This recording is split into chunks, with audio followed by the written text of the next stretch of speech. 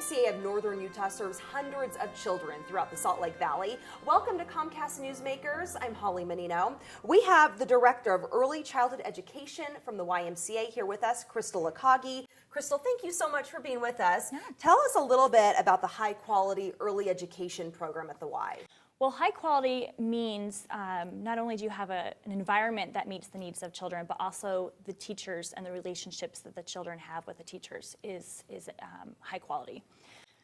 And it starts with those getting on the level with the child and asking questions to further their education and further their understanding of a concept, but really just getting down and playing with them. The kids learn so much through that interaction. And I've learned just with my own kindergartner that the teacher and the teacher-child relationship makes such a difference. It's huge, it's huge.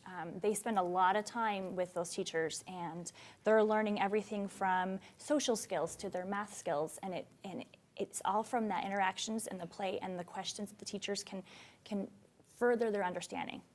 So what programs do you offer at the Y? We have actually, in our early childhood program, we have a preschool program, a pre-kindergarten program, and then a kindergarten enhancement program. And you've done a lot with your facility this year, including a very big remodel. What have you done with remodel, and how has that improved a child's learning ability? Oh, well, we got a grant to help us with that, and we've been able to get new furnishings and more materials available for the kids to explore and play with.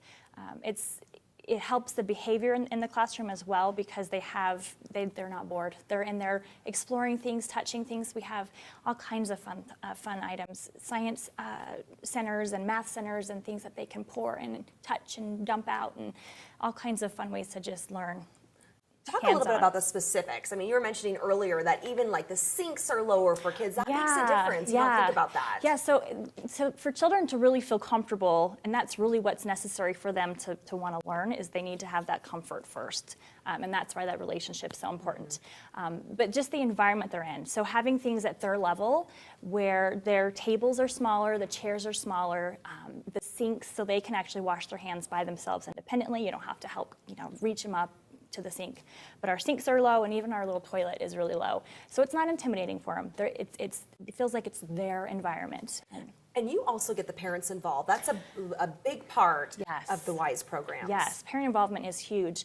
Something small just that we do in the morning is a question of the day that the parent answers with the child, so they can see what we say goes on paper and it becomes words on paper, and then they share it later in class with their friends and things like that. But something else that kids learn through play.